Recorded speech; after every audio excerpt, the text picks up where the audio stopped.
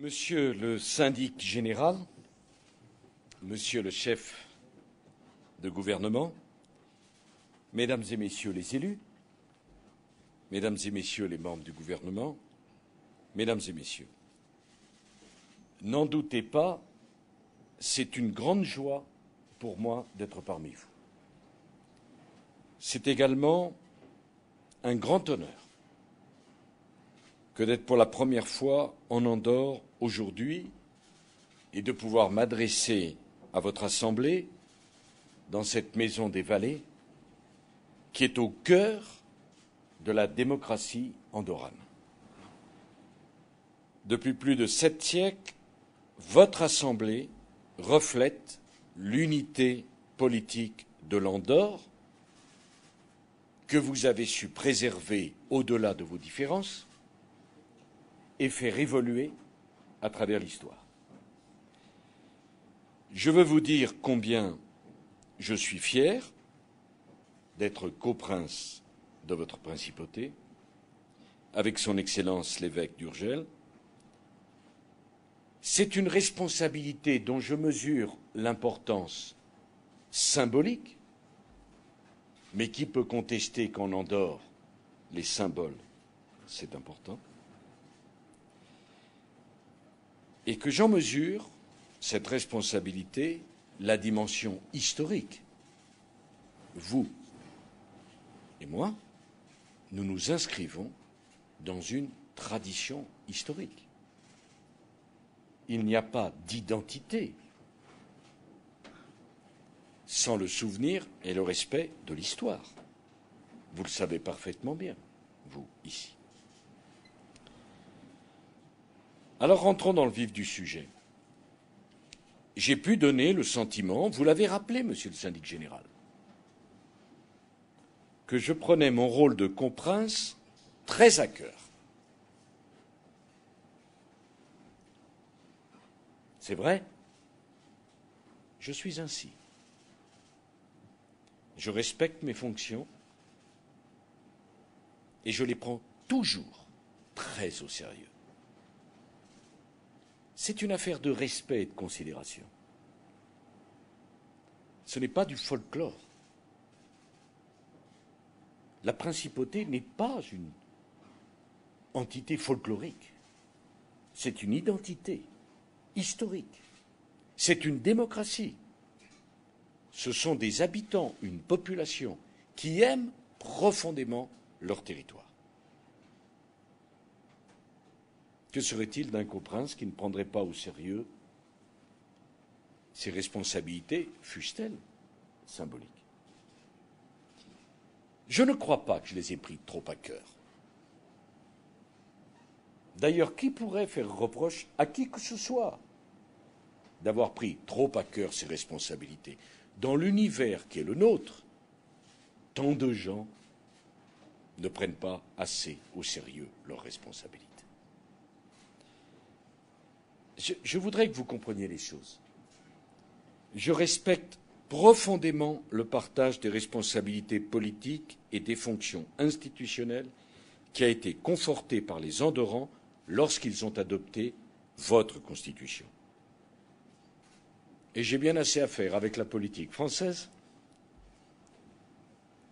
pour surtout ne pas mettre le doigt dans la politique andorrane, dont je n'ai pas observé qu'elle était absolument plus simple que la politique française. Mais,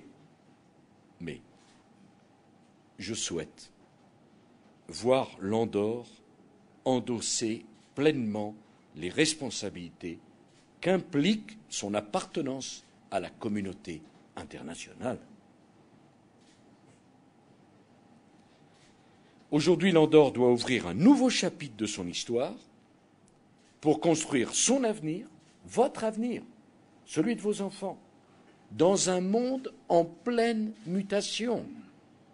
Soyez fiers de vos racines, soyez fidèles à votre histoire, mais regardez le monde qui vous entoure. Il est en pleine mutation. Et quand vos grands voisins sont en crise, l'Andorre n'est pas épargnée par les conséquences de cette crise. La crise a montré la nécessité pour tous les États de bâtir ensemble un nouveau modèle de capitalisme. Plus juste, plus solide. Dans ce nouvel équilibre, la transparence des activités financières et la lutte contre les paradis fiscaux sont déterminants. La transparence n'est pas contraire à l'identité andorrane. Je veux saluer les progrès faits par l'Andorre en matière de coopération fiscale. Vous avez déjà signé 17 conventions d'échange de renseignements, notamment avec la France. De même, la révision de la législation sur la levée du secret bancaire est une avancée absolument décisive. Et notre devoir, c'est d'être honnête. Les progrès que vous avez accomplis sont considérables. Bien sûr, il y a encore des efforts à accomplir pour vous, pour nous aussi, les Français. Qui pourrait dire, qui pourrait prétendre qu'il n'y a pas d'efforts à poursuivre? Et la France est prête à négocier avec vous une convention fiscale bilatérale pour éviter les doubles impositions. Ce n'est pas l'objet qu'on cherche, la double imposition. Nous voulons une convention fiscale bilatérale avec vous. Et en lançant ces réformes fiscales, vous avez prouvé votre détermination à inscrire Andorre dans le XXIe siècle. D'ailleurs, vous le savez bien. Est-ce qu'on peut construire quelque chose de sérieux sur la fraude, sur l'opacité, sur la bulle spéculative, sur la disproportion entre la réalité et la virtualité? Tous ceux qui aiment Andorre, ce qui est votre cas, savent parfaitement que cela peut fonctionner un temps, mais un jour, on est rattrapé toujours par la réalité. Et dans ce cas-là, qui paye? C'est le peuple. Donc le choix que vous avez fait, qui est un choix courageux, nous le soutiendrons de toutes nos forces, nous vous aiderons de toutes nos forces, mais vous avez, en faisant cela, préparé les conditions d'un avenir pour la principauté, d'un avenir solide. La compétition fiscale est une chose. La compétitivité fiscale, personne ne peut vous la reprocher. La fraude fiscale, c'est autre chose. Voilà ce que je suis venu au plus profond de mon cœur vous dire, en respectant profondément les valeurs qui sont les vôtres. D'ailleurs, dans les valeurs qui sont les vôtres, il y a le travail. Parce que dans ces paysages magnifiques qui sont les vôtres, la vie y a été rude à bâtir. Alors, j'y vois de surcroît un signe très positif pour l'évolution de vos relations avec l'Union européenne.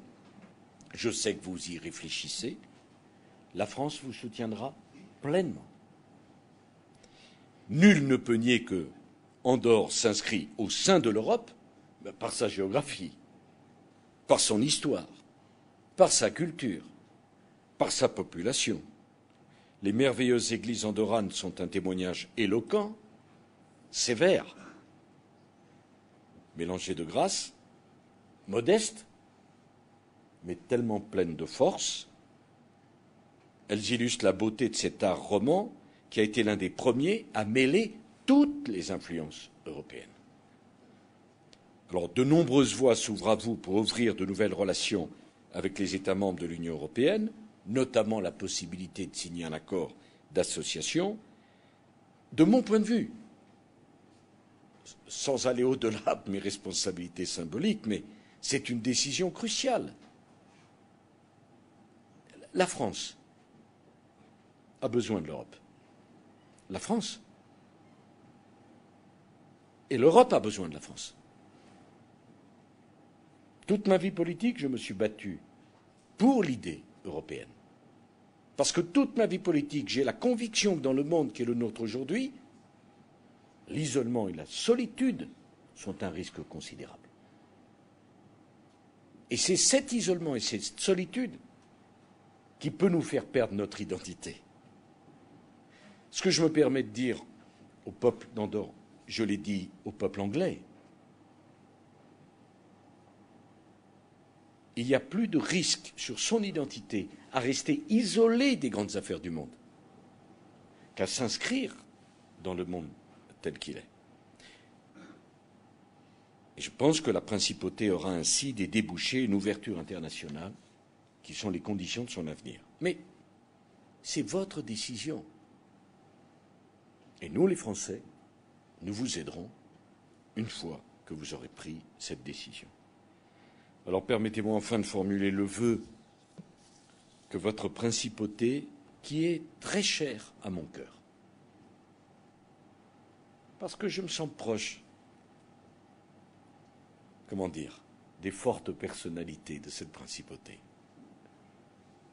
du fort tempérament de cette principauté, et en même temps de la générosité, de la passion et de l'ouverture qu'il faut.